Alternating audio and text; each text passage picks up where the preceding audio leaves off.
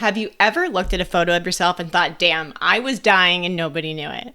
You looked happy, you looked healthy, but behind your eyes was pure survival mode. Your smile was a performance, your body was tense, your energy was leaking, and nobody had a clue.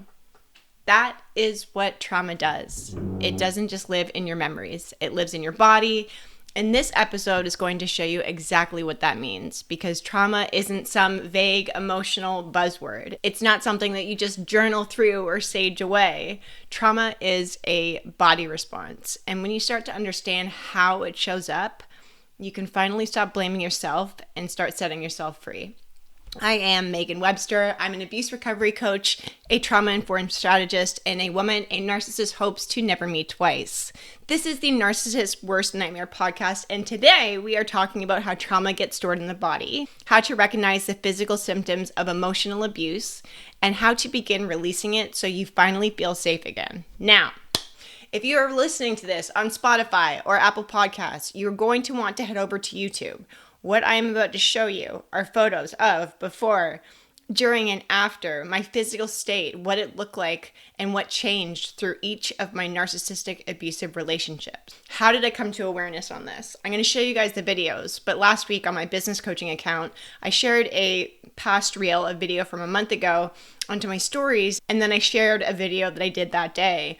And the next day when I was looking at analytics, the two videos side by side, I was like, holy shit.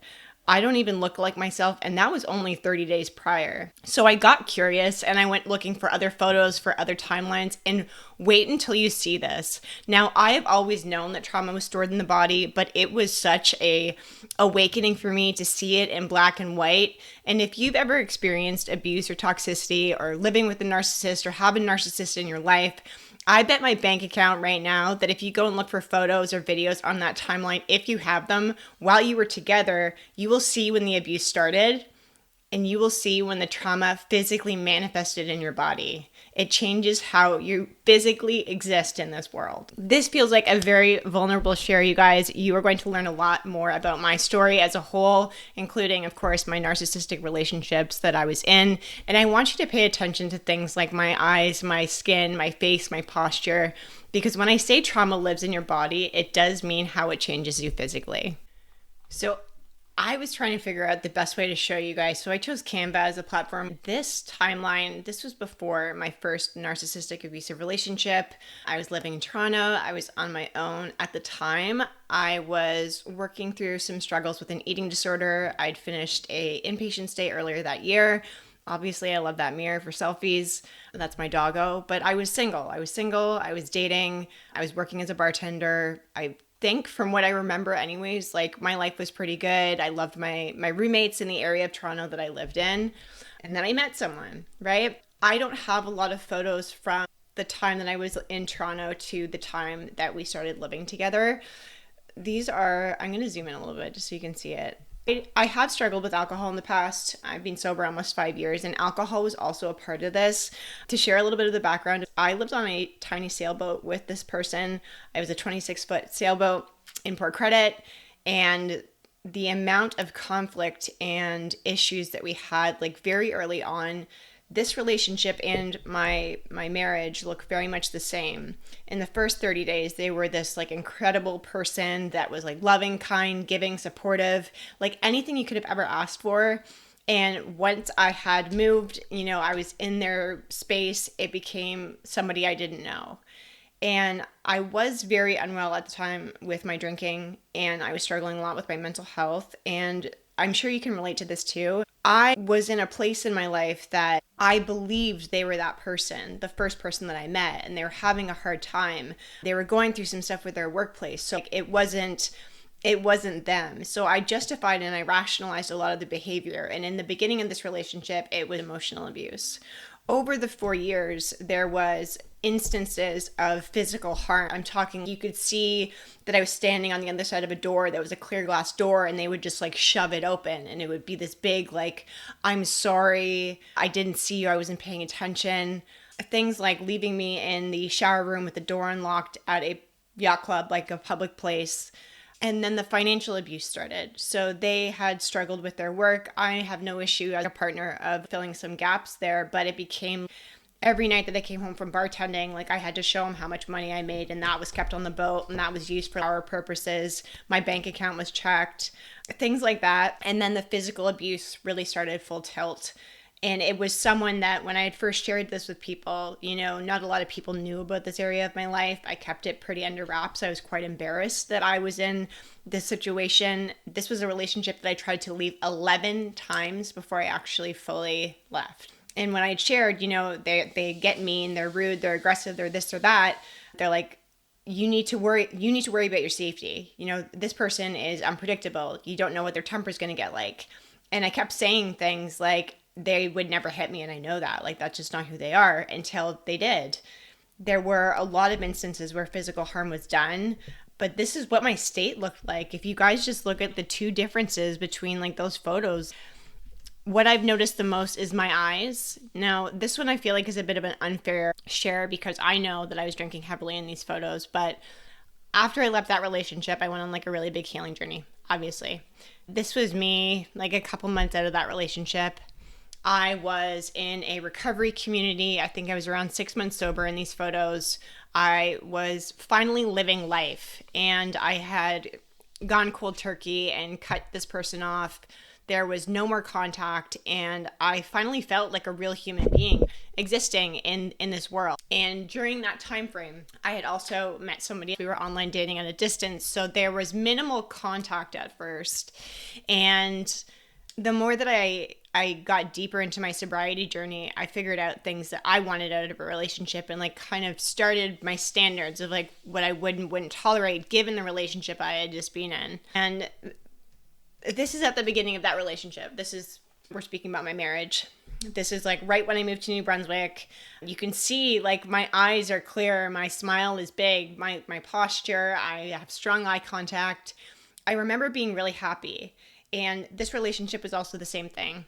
Within the first 30 days, they had changed into a completely different human. I quite literally like got off of the plane, and all of a sudden like all of my suitcases and all the boxes of things that I moved were like checked. Clothing was taken out because it was like not appropriate to wear like in a relationship. And I'm talking like stuff like this, you guys, like tank tops. It wasn't like club clothing. I don't even know like what's bad clothing, right? Like in my head today, I'm like, what do you mean? But I was scared. I was now in a province where I knew nobody. Everyone in my life told me not to make this move, and I did it anyways. And I had this like, I have to make this work kind of mentality. And he seemed, again, to come from a place of like caring and consideration. Like, if you want this to be long-term, if you want us to be what, this is how it has to be. And I was like, okay, well, maybe I just haven't been in a healthy relationship yet. Like, maybe this is supposed to be like this. It's not, by the way. Here are some photos that are a year to 2 years in. You can just see, I just want to hug this woman so bad. Oh my God. I have goosebumps. I went through a lot of changes that year. You know, I found out I was pregnant. We got married. Pregnancy hormones. No one should be allowed to get married when you're pregnant, by the way. It should not be a thing. But you can just see my face, right? Like, I'm going to zoom in on this a little bit. Like, my eyes look dead. My posture, you know, I'm hunched over. I look not like myself. I am smiling, which is the mask, right? It's the mask to protect ourselves. But I look exhausted. There's not a lot of color in my face there. There was a lot of acting that happened in this relationship, because if I was cold, if I was quiet, if I was emotional, if I was anything other than perfect, it was a problem. And those altercations, those fights would last for a really long time, and it would leave me walking on eggshells. And now we had our son, right? So to protect my son, I did the best of my ability to be this woman, and it was painful. Part of my history, part of my story is that my marriage ended up looking a lot like my parents. I was heavily involved in my parents' separation and divorce. I shouldn't have been. I was like 14 years old. But when I look at these photos, I think to myself, like, what was I thinking and what was I going through? Aside from the physical state, I remember crying in the bathroom after this photo here was taken. And I remember thinking to myself, one day it's just going to be me and my son. One day this is, going to be the way that it is. I was on maternity leave. It was $1,600 a month. I'd gone through all of my savings living there because it was COVID and a million other things. But I was in this spot that I felt so trapped. And now there was a tiny human that was caught in the middle of this. And I felt awful, and I wasn't really recognizing what I was going through myself. It just became very much a protective barrier and mechanism that, well, we're just going to get through it. This relationship was like 2.5-ish, almost 3 years. When I decided to leave, there was a lot of like separation in the process, like separate rooms and separate lives and separate things. But I didn't really start my healing journey until about almost a year out. And in January of this year, I had gone to Mexico, and I'm going to show you guys some photos from that because this was the first time that I felt like me again. It was the longest trip that I ever taken away from my son, which was super hard emotionally, but I needed it. I needed to come back home and reconnect with myself. My dad is a spot in Mexico, and it was just a really interesting experience to just be feeling like myself again. And again, it's the eye contact. Like, obviously this is a branded photo for my business, but it's confidence. I felt secure in my human. I was excited to be in a bathing suit on the beach. I was enjoying just the day-to-day life that I kind of had while I was there. It really did feel like more of a spiritual experience than just a vacation. But what a difference, right? Like, it's insane to me. So this was one of the ones that like really kind of started the trigger for all of this. I'll also show you guys the Instagram videos that I mentioned earlier.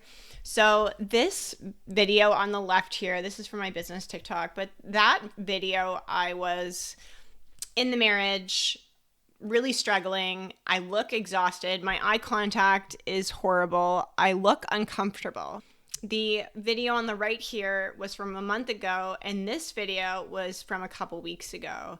I don't look like the same person in any of these. Where I see the biggest manifestation of physical trauma in my own body is I would get very inflamed, like my stomach, my arms. It's just kind of like, I'm going to call it puffy for lack of a better word. I'm sure there's a better scientific term. My eyes, they either go super small or you can just see the dark circles and the hollowness. They look empty. Like, I look like I'm terrified in that left video, and I'm running a multi-six-figure business, and this was in the last couple of weeks, and I feel like I look like myself again, but it's hard for me to look at this. And I said this to my best friend. I said, if I ever get ugly again in a relationship, like, you've got to tell me, because obviously it's not healthy. She's like, I don't look at any of these videos or photos and think that you're ugly. I said, I know that, but like, are you seeing what I'm saying? And she's like, yeah, you're still beautiful, but you were struggling. I said, it's not just struggling. It is the physical manifestation of trauma in your body, which is why I wanted to share this with you guys. In the beginning of those photos and videos, I look alive. Same with the healing journey. So now that I'm finally back to life, I'm out here helping women just like you heal from narcissistic abuse. And this episode is going to be your permission to fully understand why your body has felt off, why your energy is low, why you don't recognize yourself in the mirror anymore, why you feel physically ill, why you feel disconnected from you, your purpose, your feelings. And I want to break that all down. So trauma does not just affect your brain. It hijacks your whole damn body. It quite literally becomes a crime scene. Every cell carries a clue.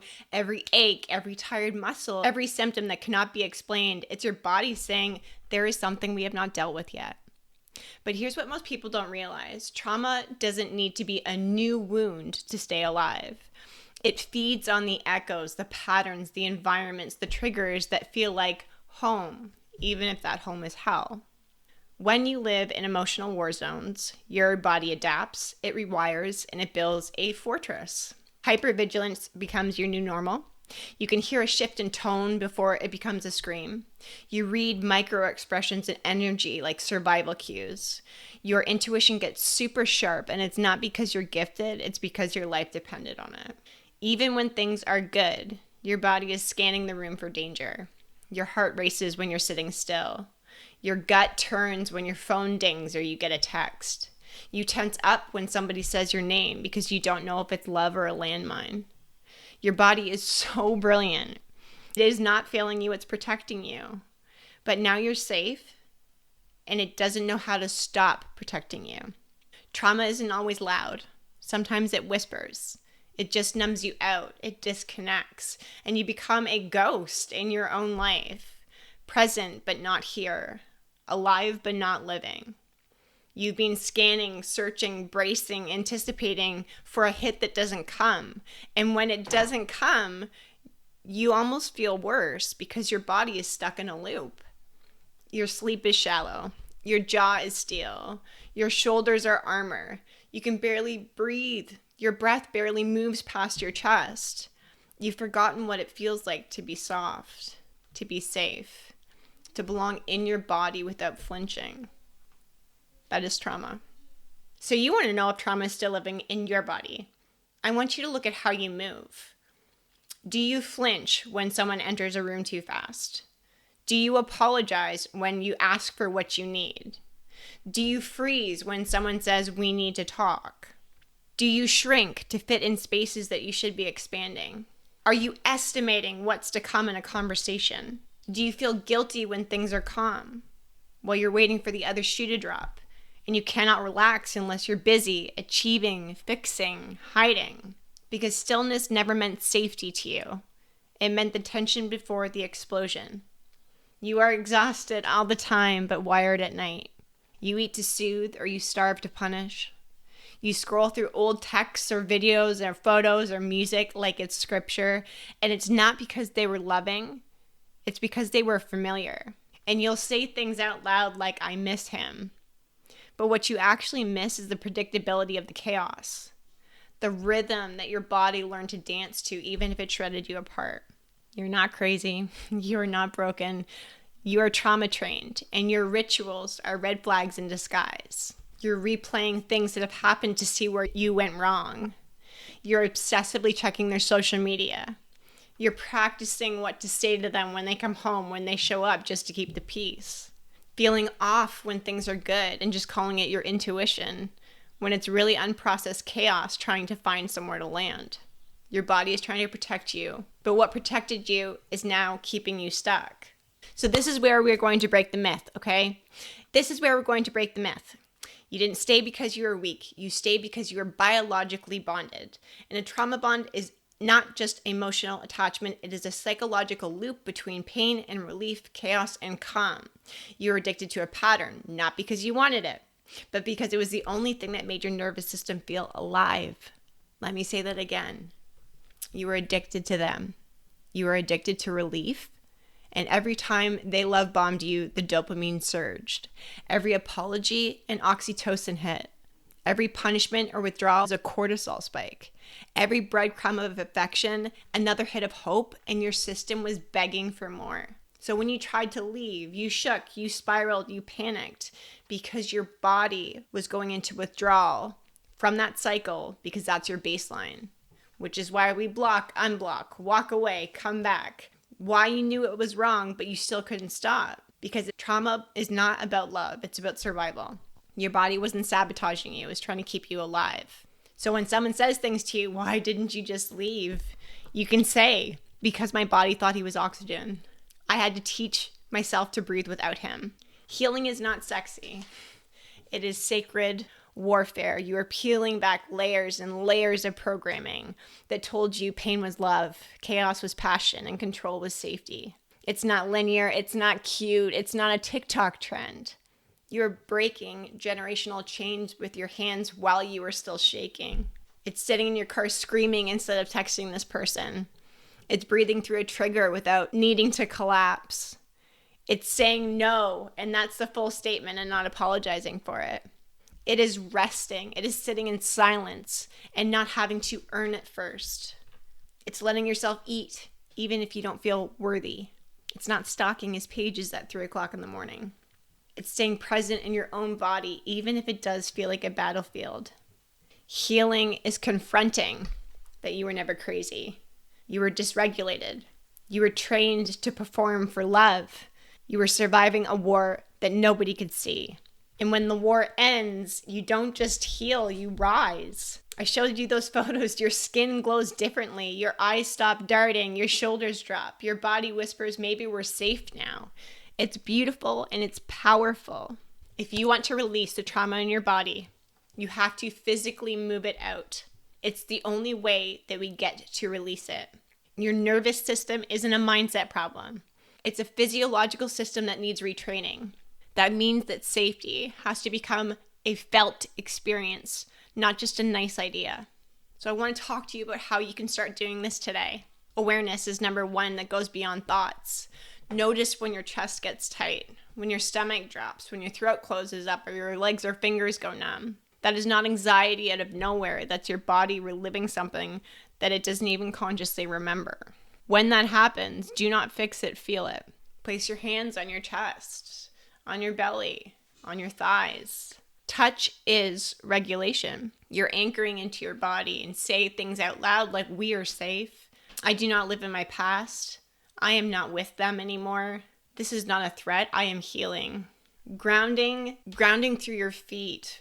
Walking on soil. Put your heels into the ground. This is such a natural experience that people miss out on. You can say things out loud. I belong right here, right now, and I am safe. The physical connection, the actual touching will let your body know that it's okay. Movement is another one. It's my favorite. I talk about this a lot in the RR membership. I love having naked dance parties to myself. Sometimes I don't even have music on, you guys. This is something that I think people feel awkward about, and you shouldn't. This is not about exercise or weight loss. This is about literally discharging your trauma. When animals experience a threat, they shake to release the freeze response. Humans don't. We internalize it. We think about it. We use logic. So start shaking. Let your body tremble. Let it finish what it never got to complete. Breathing. From your pelvis, not from your chest. We want to go deep. Chest breathing keeps you in survival. Deep pelvic breathing sends you a signal that you're safe and you can rest and you are home. In for 4, hold for 4, out for 8. And keep repeating this until your jaw unclenches, until your shoulders drop, until your body gives you a sigh without permission. Track your rituals and then reroute them. If you want to go to his page when you feel lonely, pause. Put your hand on your heart. Go for a walk. Drink some cold water. Call a girlfriend. When you interrupt that spiral by not suppressing it, you're offering your body something real, a chance to heal. The thing about healing is that isolation is not a part of it. It's a part of abuse. Healing alone is still survival. Regulation happens in relationships. So start talking with your body. She's been begging you to listen. The panic, the fatigue, the numbness, all the signs. Move through it with shaking, breathing, crying. Feel it. Let your body process what your mind has been trying to fix with logic. And most of all, don't do it alone. Togetherness is going to be the piece that gives you community, support, love, respect in your process of learning to love yourself again. It's the reason why Reinvent, Rebuild, and Redeem isn't just another program. The structure for you is to really understand a trauma-bond path and how it hits your soul, how we walk out of hell together with nervous system resets and deep regulation prompts. We have 2 live coaching calls every month and a private Telegram so we can catch your spirals in real time. This is soul, this is fire, and this is safety. You are not here just to cope. You're here to transform. And this is a space where that version of you that had to survive dies. And a new version, a new woman that you probably never met gets to be born. If this episode hit something in you good, it means that you're waking up. Share this with another woman who needs it. Subscribe, leave us a comment, send me a DM on Instagram to let me know it landed for you. This is the Narcissist Worst Nightmare podcast, and your comeback today is going to start with healing your body.